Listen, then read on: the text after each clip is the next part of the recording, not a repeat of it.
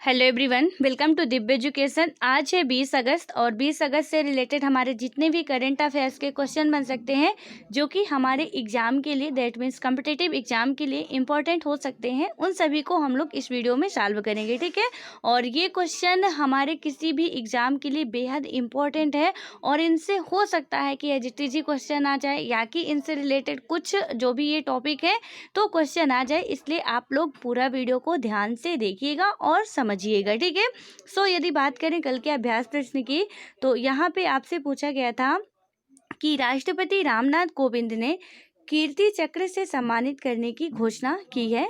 तो इसमें हमारा पहला है लेफ्टिनेंट कर्नल कृष्ण सिंह रावत को, दूसरा है हमारा अब्दुल रशीद को, तीसरा हमारा मेजर अनिल उर्स को और चौथा है हमारा हवलदार आलोक कुमार दुबे को।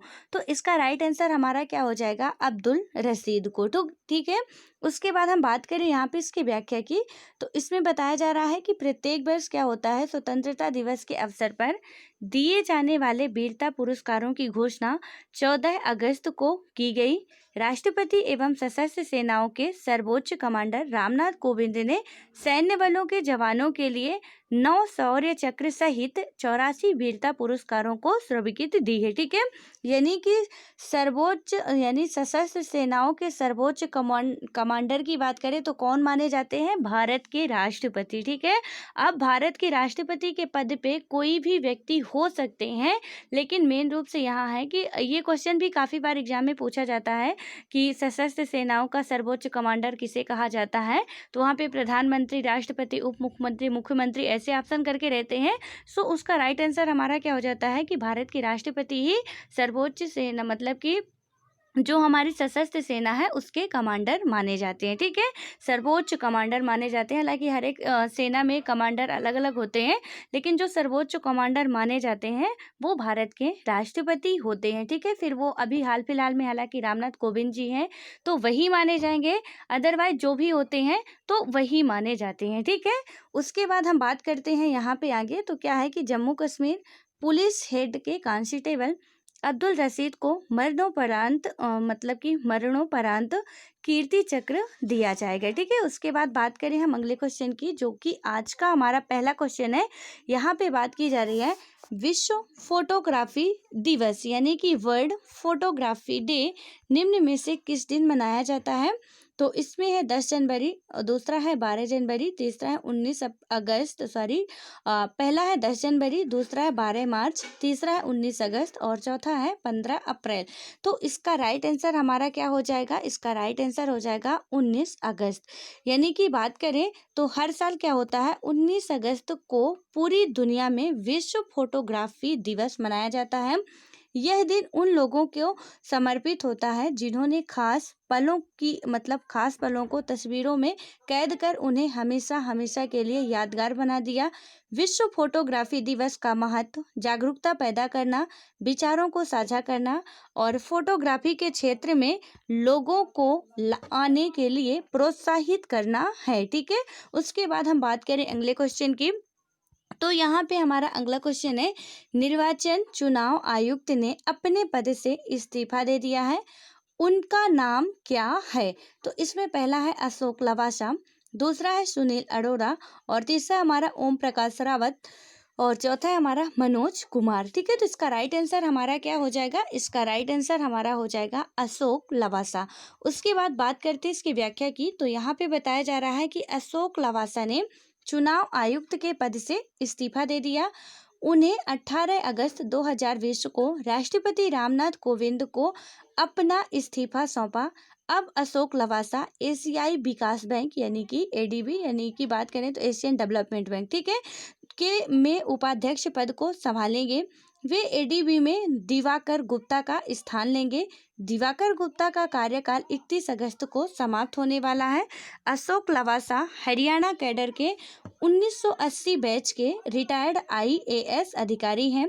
अशोक लवासा के पास ऑस्ट्रेलिया में दक्षिणी क्रॉस विश्वविद्यालय के एमबीए की डिग्री और मद्रास विश्वविद्यालय से रक्षा और सामरिक अध्ययन में मतलब कि एमफिल डिग्री है। ठीक है, उसके बाद हम बात करते हैं अगले क्वेश्चन की, तो हमारा यहाँ पे अगला क्वेश्चन है राष्ट्रीय खेल पुरस्कार समिति ने हाल ही में किस भारतीय क्रिकेटर का नाम राजीव गांधी खेल रत्न के लिए भेजा है? तो यहाँ पे पहला है शिखर धवन, दूसरा है रोहित शर्मा, तीसरा है ऋषभ पंत और चौथा है हमारा हार्दिक पांड्या। तो इसका राइट आंसर हमारा क्या हो जाएगा? इसका राइट आंसर हमारा हो जाएगा रोहित शर्मा। उसके बाद हम बात करें यहाँ पे व्याख्या की, तो बताया जा रहा है कि राष्ट्रीय खेल पुरस्कार समिति ने क्या किया कि हाल ही में क्रिकेटर रोहित शर्मा, पहलवान Vinesh Phogat, table tennis champion Manika Batra और पैरा ओलंपियन यानी कि पैरा ओलंपियन मेरियप्पन थंगा वेलू को राजीव गांधी खेल रत्न पुरस्कार देने की सिफारिश की है। तो यहाँ पे सिर्फ एक क्रिकेटर का नाम पूछा गया है। यदि और भी नाम पूछे जाते हैं तो ये जितने भी हमारे चैंपियंस हैं, यानी कि बात करें तो विनेश फोगाट जी हो गई और मनिका बत्रा जी हो गई, उसके बाद हो गई मरियप्पन थंगा वेलू हो गई। तो इनको क्या किया गया है? राजीव गांधी खेल रत्न पुरस्कार दिया गया है या उसमें इसको देने के लिए सिफारिश की गई है। तो ये सारे नाम आपको याद रखने होंगे। रोहित शर्मा तो याद रखना ही होगा, लेकिन ये और भी जो नाम है वो भी आपको आने चाहिए, ठीक है। उसके बाद हम बात करें खेल रत्न भारत के किसी नागरिक को दिया जाने वाला सर्वोच्च खेल सम्मान है। रोहित शर्मा गांधी खेल रत्न सम्मान पाने वाले भारत के राजीव गांधी है। राजीव गांधी खेल रत्न सम्मान पाने वाले भारत के चौथे क्रिकेटर होंगे। रोहित शर्मा से पहले किसने किसने पाया है जब ये चौथे हैं? तो उनसे पहले कौन कौन थे ऐसे, उनका भी नाम हम जान लेते हैं। तो पहले थे सचिन तेंदुलकर, यानी 1997-98 में उनको मिला था। दूसरे थे MS धोनी 2007 और विराट कोहली 2018 को इस सम्मान से नवाजा जा चुका है। और अब चौथे जो क्रिकेटर बन चुके हैं वो कौन है? रोहित शर्मा है, ठीक है, जिन्हें कि राजीव गांधी खेल पुरस्कार मिलेगा। और उसके बाद भी कई फील्ड से जो हैं तो उनको भी मिलने वाला, यानी इस सीट में शामिल है वो, तो उनका नाम भी हमारे लिए इम्पोर्टेंट है, ठीक है। उसके बाद हम बात करते हैं अगले क्वेश्चन की। तो इसमें है कि एशियन डेवलपमेंट बैंक ने दिल्ली, गाजियाबाद, मेरठ रैपिड रेल के लिए कितने करोड़ रुपए फाइनेंस करने की मंजूरी दे दी है? तो यहाँ पे हमारा पहला है 1500 करोड़ रुपए, दूसरा है हमारा 2500 करोड़ रुपए और तीसरा है हमारा 7500 करोड़ रुपए, चौथा है हमारा 5500 करोड़ रुपए। तो इसका राइट आंसर हमारा क्या हो जाएगा? 7500 करोड़ रुपए। उसके बाद बात करते हैं यहाँ पे व्याख्या की, तो बताया गया कि ADB ने क्या किया है कि दिल्ली, गाजियाबाद, मेरठ रैपिड रेल के लिए 7500 करोड़ रुपए फाइनेंस करने की मंजूरी दे दी है। इससे रैपिड रेल परियोजना का काम तेजी के साथ पूरा होगा। NCRTC के मुताबिक ADB द्वारा रैपिड रेल कॉरिडोर के लिए पैकेज को मंजूरी से क्षेत्रीय परिवहन में अभूतपूर्व परिवर्तन के साथ क्षेत्र में आर्थिक विकास के साथ जीवन शैली में सुधार लाएगा। उसके बाद यहाँ पे आता है कि Delhi Meerut rapid rail project के तहत बनने वाला यह 82 किलोमीटर लंबा कॉरिडोर दिल्ली के सराय काले खां गाजियाबाद मेरठ को जोड़ेगा, ठीक है। उसके बाद आता है हमारा अगला क्वेश्चन। यहाँ पे नेक्स्ट क्वेश्चन है कि भारतीय प्रतिभूति और विनिमय बोर्ड यानी कि सेबी ने किसको अपना कार्यकारी निदेशक के रूप में यानी कि ED के रूप में नियुक्त किया है? तो यहाँ पे पहला GP गर्ग, दूसरा है राहुल सचदेवा, तीसरा है कमल त्यागी और चौथा है हमारा नमन सिंह। तो इसका राइट आंसर हमारा क्या हो जाएगा? इसका राइट आंसर हमारा हो जाएगा GP गर्ग। उसके बाद बात करें इसके व्याख्या की, तो यहाँ पे बताया जा रहा है कि भारतीय प्रतिभूति और विनिमय बोर्ड सेबी ने 14 अगस्त 2020 को कहा कि GP गर्ग ने कार्यकारी निदेशक के रूप में कार्यभार संभाल लिया है। सेबी ने क्या कहा है कि एक बयान में कहा कि अपनी पदोन्नति से पहले GP गर्ग सेबी में मुख्य महाप्रबंधक थे। उन्होंने जनवरी 1994 में नियामक से जुड़ने के बाद कई महत्वपूर्ण कार्यभार संभाले हैं। वे देश में वित्तीय साक्षरता और निवेशक शिक्षा पर सेबी की पहल के साथ निकटता से जुड़े रहे हैं। उन्होंने क्या किया है कि पाताल गंगा में कला परिसर की स्थापना सहित राष्ट्रीय प्रतिभूति बाजार यानी कि NISM की स्थापना में भी महत्वपूर्ण भूमिका निभाई। GP गर्ग ने इंजीनियरिंग, कानून और प्रबंधन की पढ़ाई की है। उसके बाद आता है हमारा अगला क्वेश्चन। यहाँ पे पूछा जा रहा है कि किस राज्य सरकार ने पढ़ाई तुहार परा नामक एक नई छात्र केंद्रित योजना शुरू करने की घोषणा की है। तो इसमें से पहला छत्तीसगढ़, दूसरा है बिहार, तीसरा झारखंड और चौथा है हमारा उत्तर प्रदेश। तो इसका राइट आंसर हमारा क्या हो जाएगा? छत्तीसगढ़। उसके बाद बात करें यहाँ पे इसकी व्याख्या की, तो बताया जा रहा है कि छत्तीसगढ़ सरकार ने क्या किया है कि राज्य में कोरोना वायरस संक्रमण के दौरान प्रत्येक बच्चे तक शिक्षा पहुंचाने के लिए पढ़ाई तुहार परा योजना शुरू की करेगी। यह योजना क्या होगा कि मतलब कि स्कूली छात्रों को कोरोना प्रकोप के कारण कक्षाओं के बंद होने के मद्देनजर अपने क्षेत्रों और गांवों में समुदाय की मदद से अध्ययन करने में सक्षम बनाएगी। ठीक है, उसके बाद हम बात करें अगले क्वेश्चन की, तो यहाँ पे हमारा अगला क्वेश्चन है, सरकार ने क्या किया है कि एथेनॉल सम्मिश्रण कार्यक्रम के तहत वर्ष 2022 तक पेट्रोल में कितने प्रतिशत बायो एथेनॉल सम्मिश्रण का लक्ष्य रखा है?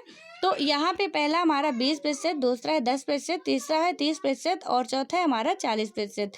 तो इसका राइट आंसर हमारा क्या हो जाएगा? 10%। उसके बाद बात करें यहाँ पे व्याख्या की, तो क्या बताया जा रहा है कि एथेनॉल सम्मिश्रण कार्यक्रम को राष्ट्रीय जैव ईंधन नीति 2018 के अनुरूप लॉन्च किया गया था।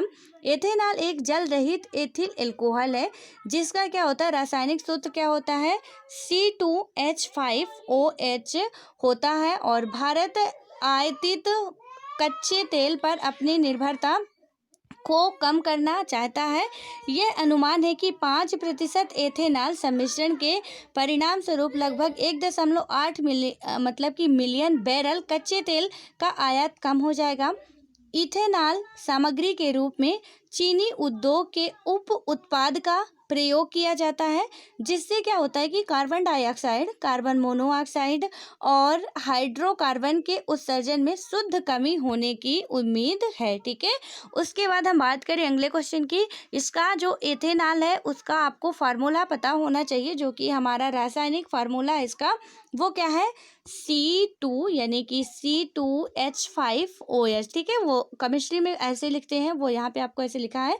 तो ये होता है C2H5 यानी कि C के 2 अणु, H के कार्बन, ठीक है, C मीन्स कार्बन होता है, कार्बन के 2 अणु, हाइड्रोजन के 5 अणु और एल्कोहल के 1 अणु। ठीक है, यानी कि ये एल्कोहल का फार्मूला होता है। तो यहाँ पे जब OH लगता है, में से जो भी साइंस के स्टूडेंट होंगे उनको बखूबी पता होगा।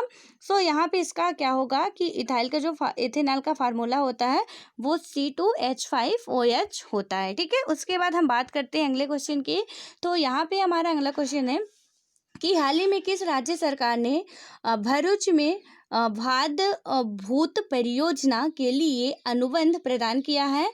तो यहाँ से हो जाएगा हमारा गुजरात, कर्नाटक, उत्तराखंड, तमिलनाडु। तो इसका राइट आंसर क्या होगा? गुजरात होगा। उसके बाद यहाँ पे व्याख्या की बात करें तो बताया जा रहा है कि गुजरात सरकार ने क्या किया है कि भरूच में भाद भूत परियोजना के लिए अनुबंध प्रदान किया है। उल्लेखनीय है कि भारतीय अंतर्देशीय जल मार्ग प्राधिकरण ने इस परियोजना को मंजूरी दे दी है। इस परियोजना को स्थानीय मछुआरों के विरोध का सामना करना पड़ा है क्योंकि इससे क्या होता है कि इसके परिणाम से मछली पकड़ने के पैटर्न मुख्य रूप से हिल्सा को पकड़ने के पैटर्न के प्रभावित होने की संभावना है।